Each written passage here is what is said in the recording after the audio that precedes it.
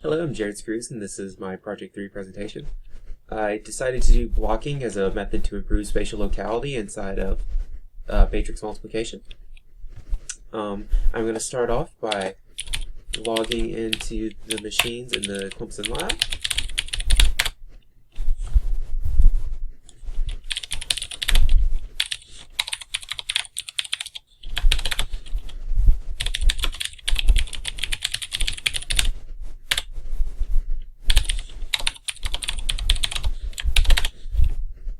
Alright, I'm going to show you the code that I use to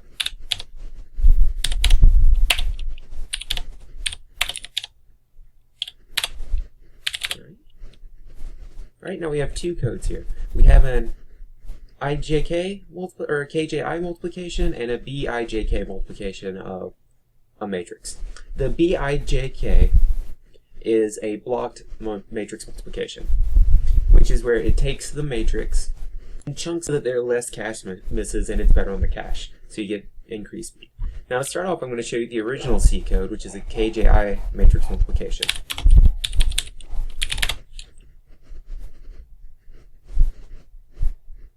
Alright, so we have three different arrays, A, B, and C. A and B are two arrays of size 500 by 500, and C is a storage array that the matrix multiplication of the two will be stored into. Alright. So as we loop through, we're going to initialize every variable, or every element in the arrays, and we're going to set C to 0. With the loop, we go through, and for every element, we take and multiply it by every element in the array. This causes a lot of cache misses, because if your array is large enough, you're going to miss every single element in the cache, because it will be too large to store the line, because C is a row-based storage of memory. Alright, and now I'm going to show you the runtime of the original code with just plain old GCC.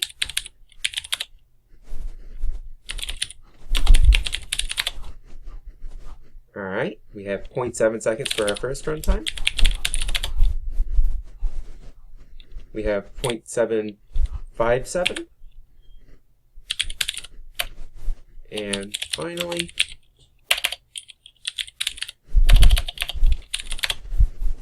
we have another 0.7 seconds. Now, I'm going to do O3 optimization on this code using GCC, and we will then look at the results of that.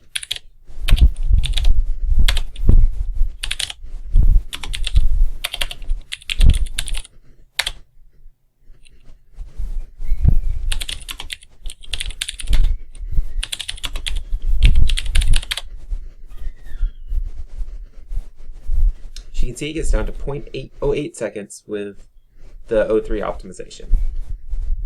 Now, I am going to show you the improved code that I have.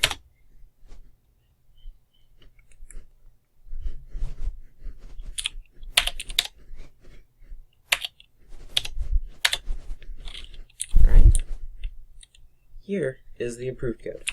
We again have A, B, C 500 element arrays, or 500 by 500 element arrays, with A, B, and C.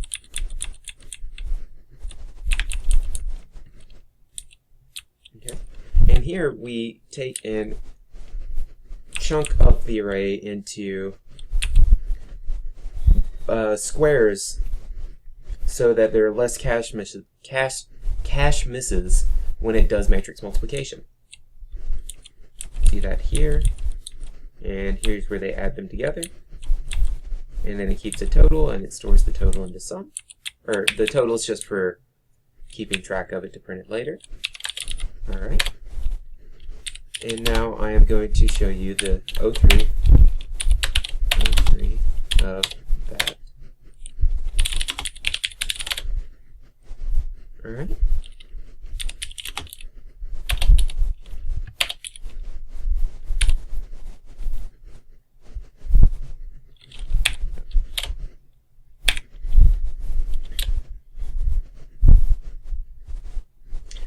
granted, the numbers are very similar, but this would cause a much better improvement if I was able to do larger array sizes. At around 100, there's a slight improvement, and it improves more and more as you get higher. But I believe the O3 optimization is making a large improvement upon both of these arrays. Because, for example, if I do the original with no optimization, it is much faster than our previous of our non-optimized with 0.7 seconds. And if you look at that, you can see a clear difference. There's a whole 0.3 seconds difference in between the two. So this optimization flag has caused it to be much more efficient in its runtime. Okay. All right, and now I'm going to show you visually how this works out. I'm just going to. All right. Say, for instance, you have two arrays. That looks awful. Array A and array B. They're both the same size. They're n by n. And n by n. And we're going to multiply them together. And this is going to go into C.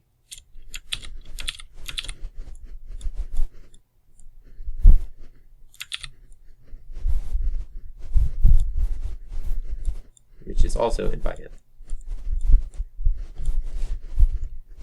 What we're doing here is we're going to take chunks out of B so that when it's loaded into the cache, there'll be much fewer misses than if we were to just take the entire column.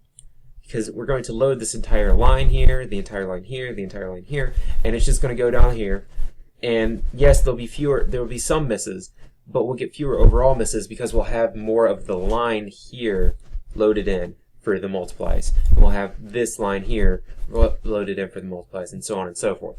So instead of trying to do this entire column here, we're taking smaller parts here and having misses, but fewer misses than we would if we did this entire thing, because we would miss every single one when we tried to do that. So it causes much fewer misses, and it's a large improvement. I believe the O3 optimization, though, is causing both of them to perform on equal levels because of the optimization that it performs, but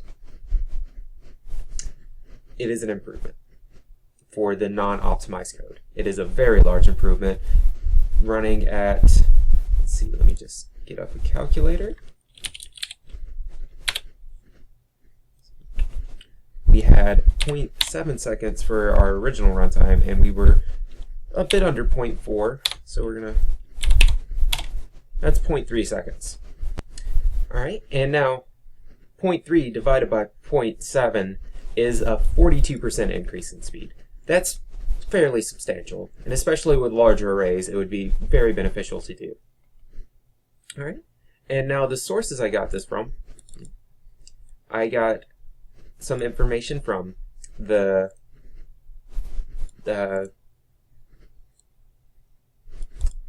paper by Randall E. Bryant and David R.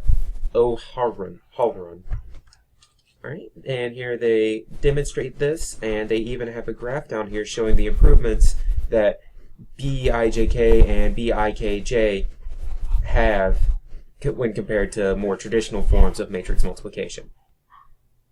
They do point out in this paper, though, that i7 processors do have functionality built into them that makes blocking arrays unnecessary, and that they perform on roughly the same speed as non-blocked arrays. All right, and finally, I also got information from a presentation on blocking arrays and matrix multiplication and how it improves performance by Rochester University. Okay. All right. Thank you very much for your time, and I hope you enjoyed my presentation on using blocked arrays to improve spatial locality of a array multiplication.